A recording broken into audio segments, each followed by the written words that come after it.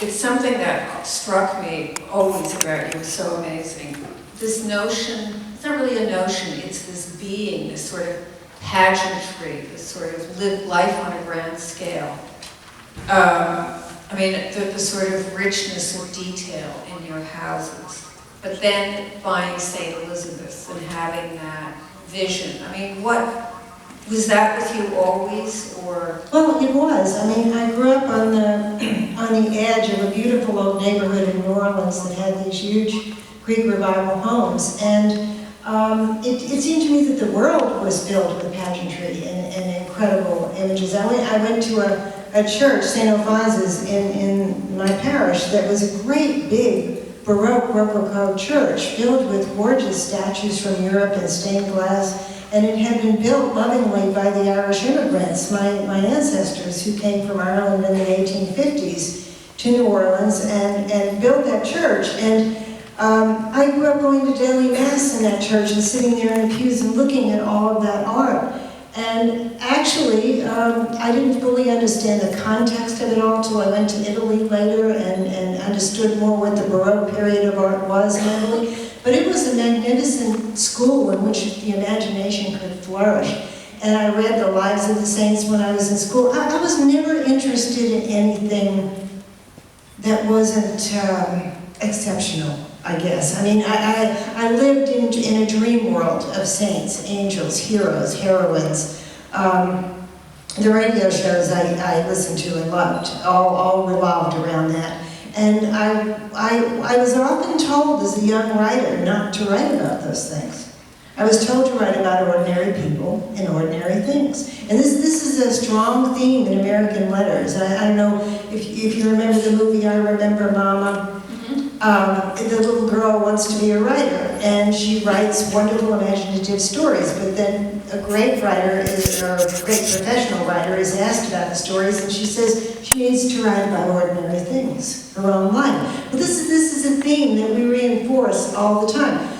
A Tree Grows in Brooklyn, pretty much the same thing. Don't write about a starving artist in a garret in Paris, but write about Brooklyn, where you grew up. And that's good advice for a certain kind of writer, but it wasn't good advice for me.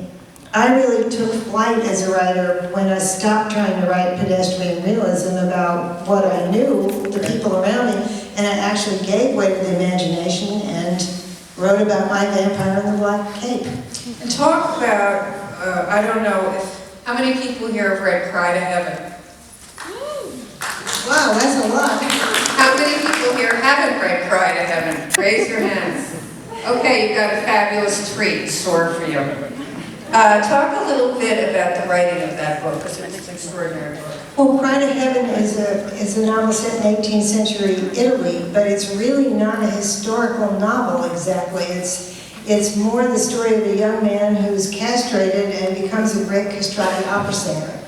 And I was interested more in his personality and his tragedy, what happened to him when he was robbed of his manhood, basically, and his gender identity, and he became a superstar.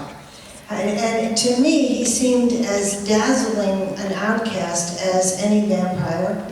And I wanted to explore that world for everything that I could, especially the sensual life of that being.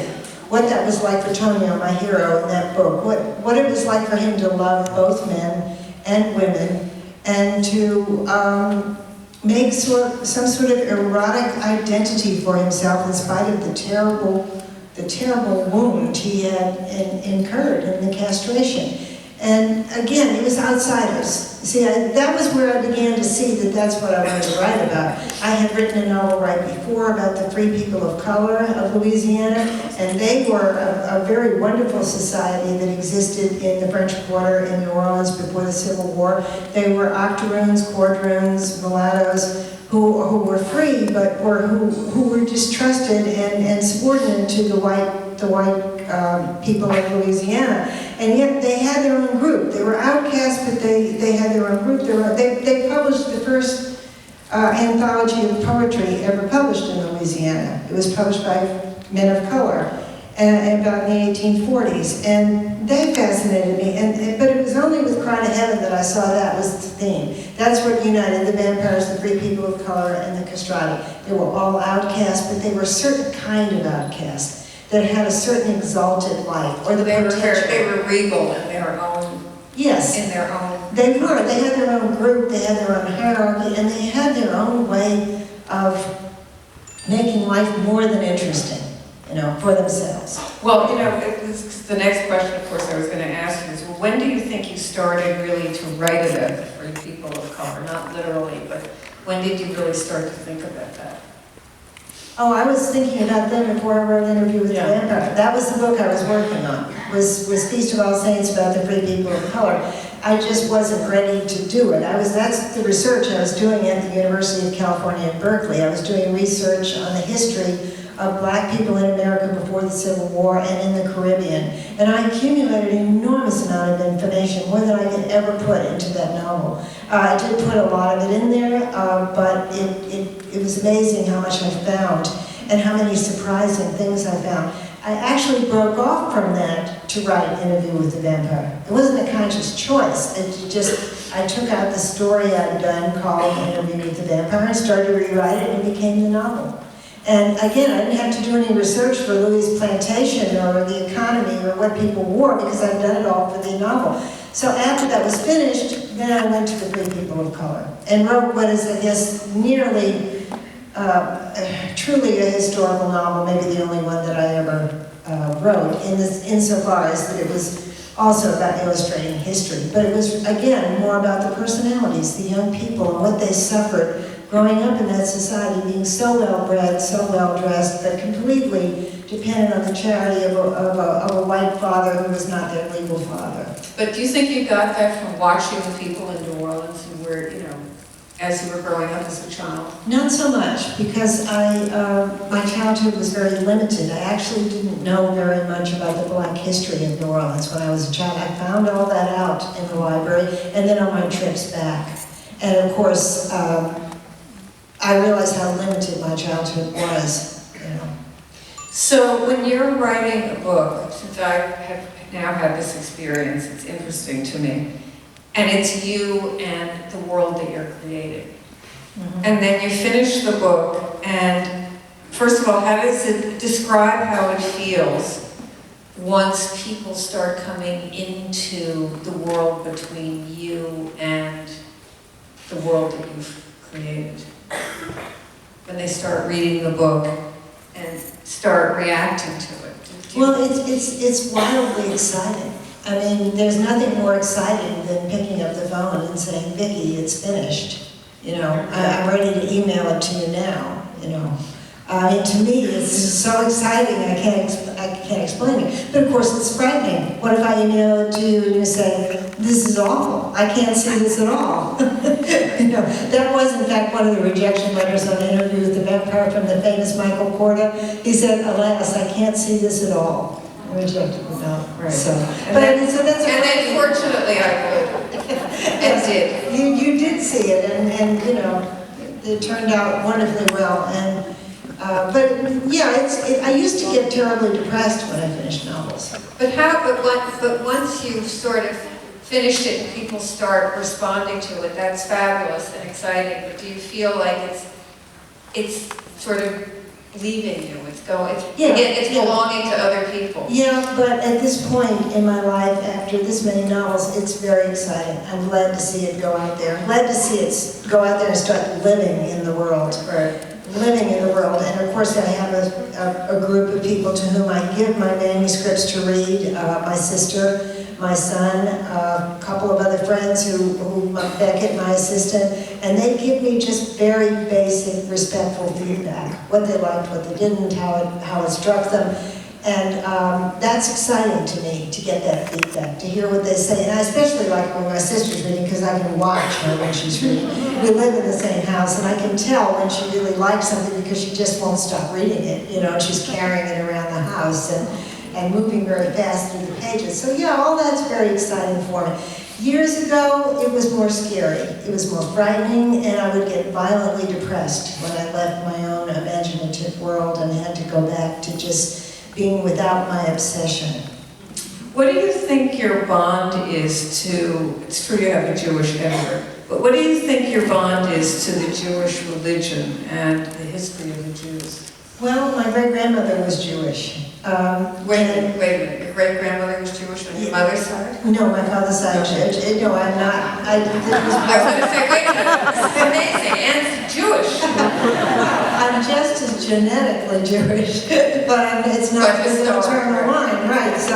So it doesn't count. But Josephine Becker was her name, and she was Jewish. And my father and my mother always had a great reverence and respect for Jewish people, and they always enthralled me. And I did not grow up in an anti-Semitic environment. Perhaps simply because there weren't very many Jewish people around, and it was not something that came up in our little Catholic world in New Orleans. There was a great respect for Jesus having been Jewish and part of the Jewish family, and I didn't get all the cliches. I didn't discover all the anti-Semitism until later. But early on, I was very attracted to the Jewish religion, and years later, when I began to do research on Jesus, you sent me a book by Paula Fredrickson called Jesus of Nazareth. And Paula Fredrickson is one of those New Testament scholars who puts an enormous emphasis on the Jewish life of Jesus and what it was like, Palestine at that time, Jewish society in the time of the Second Temple. And that book had a tremendous effect on me. You just sent it to me. I don't even remember why. Just Well, I published it, but I thought, but I thought you, beyond that, I thought that you would have a response to it. Yeah, I did, and I liked it very much. I had a strong response, but I was at that time actually doing a lot of research on the Jewish people, and I was very interested. That was it. I had done Servant of the Bones, and that was all about the captivity in Babylon, and I was enthralled with the story of the Jews in history, very much enthralled. Yeah. You know, you mentioned your mother. Describe her to us. Oh, she was a brilliant woman of great spiritual ambition, and she was my life up till around the age of 4 or 5. My father was away in the Navy, and I didn't actually know him. He was just a picture on the mantle. The war was going on, and my mother was like an angel in the lives of my sister Alice and me. She read poetry to us all the time to teach us rhythm, and we grew up in a world where she told us we could do anything we wanted to do, we could accomplish anything. She would tell us wonderful stories as we were growing up about the Bronte sisters, about George Eliot, about English female writers and what they had to go through, to be published and accepted. And she made us feel that there was nothing we couldn't do. She never imposed any sort of really strong gender identity on us, I don't think. I certainly grew up with no gender identity, really. Just the most superficial awareness of what gender identity meant. And because we were a family eventually of 4 daughters, and there were no brothers, and because I went to Catholic schools that were girls' schools, I didn't really become aware of gender and the problems of gender till I was about 15. And it was quite a shock from which I never recovered, really. Do you think there was something that your mother would have wanted to do with her life, other than?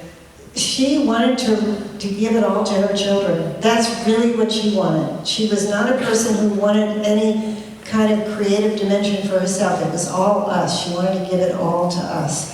And she supported my father in his writing. My father wrote short stories and poetry, but I don't know why she herself never wanted to write, because she was in fact a great storyteller, just a great storyteller. She told me over the years the stories of so many movies. Later in life, I tuned into these movies and realized I know this whole story. My mother told me this.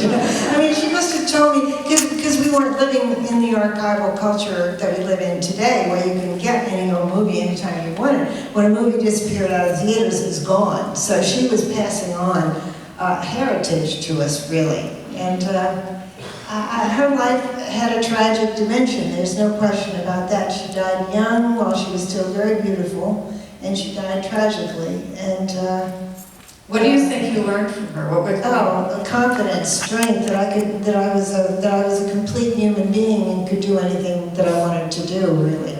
I mean, I learned that from her above all. And she just had a warmth we had a camaraderie that was terrific. I, in a way, have done everything I've ever done for my mother. Great. And what happened when your father came home? I mean, you were 4?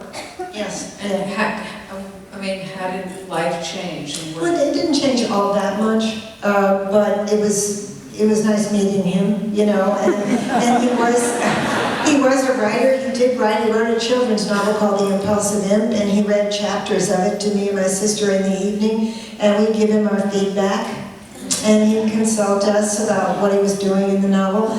And so I grew up there with the example of him being a writer. Now, he never did get the novel published, but, you know, I don't know in retrospect how hard he tried. It's amazing how people can give up early on writing, especially at that time, I guess. Just a few rejections seemed to do it, and he turned to other things. And of course, he had 4 children. He was working 2 jobs, like many men at that time. I mean, 2 jobs was the regular thing for him. So I guess he didn't have the time to do it, or the desire to make the time to do it. But anyway, he was the first writer I ever really knew. And you know what they say for everybody out there, don't quit before the miracle. Yeah, right. So, excuse me, the element of redemption, which is so much in your work, Lestat and Blood Canticle, Tale of the Body Thief, Blackwood Farm. And then it isn't quite so prominent in your work as it used to be. I mean, do you have any thoughts? Well, I guess I'm obsessed with it because I grew up in that beautiful Catholic universe where everything has an explanation and a place and is part of a harmony. And then I lost that faith in that religion and I've been grieving for that ever since. I went back to it as an adult, and for 12 years I knew that coherence again. And once again I left because the faith wasn't there, just was not there. And though I remain a believer, I lost that coherent Catholic world. So I think there's always going to be an obsession with redemption, with the frightening prospect of having to work it out for yourself alone, without the consolation of organized religion or a belief system that you can fully embrace. And I do think it's in my work right now in Prince Lestat. I think very much Benji Mahmood, the little bedroom vampire at the beginning who struts the radio station and tells everybody, look, we're a tribe, and we're a parentless tribe, and this isn't right. Where are our elders? We need some elders and some help and some parents. I think Benji's talking about redemption for the whole vampire underworld or whatever that exists in the novel. I don't think it's not that much in the Wolf. No, the Wolf Gift I tried to do something else. That was a conscious decision to write another kind of supernatural novel that's filled with optimism and opportunity and open doors. And never at any point do those characters lament the fact that they have this Morphenkinder gift, this chrism, and can change into werewolves. I was into a different kind of experiment. You know, I'm always experimenting, as you know, and I make these twists and turns, and that's one reason that there's no consensus among my readers as to what's the best book or what's the best character or what was the best series. You know, it's wildly divergent, and I've learned to live with that, and I understand that. But it's because I do these twists and turns and detours, you know. Which we celebrate, and we're happy that you do, instead of writing the same thing over and over and over again. So the Christ the Lord books took a while, as really all of your books do. That was another huge leap of faith, really, not to make a pun, to find their full readership, but they did. Yeah. And we'll talk a little bit about the readership for those books and the path the book's reception took, and how you felt about it. Well, those books were different from anything I'd ever written because I was not trying to create my own alternative universe. I was trying to create a believable character Jesus Christ, who was biblically correct, theologically correct, historically correct. And that was a huge challenge, just huge, and yet I was determined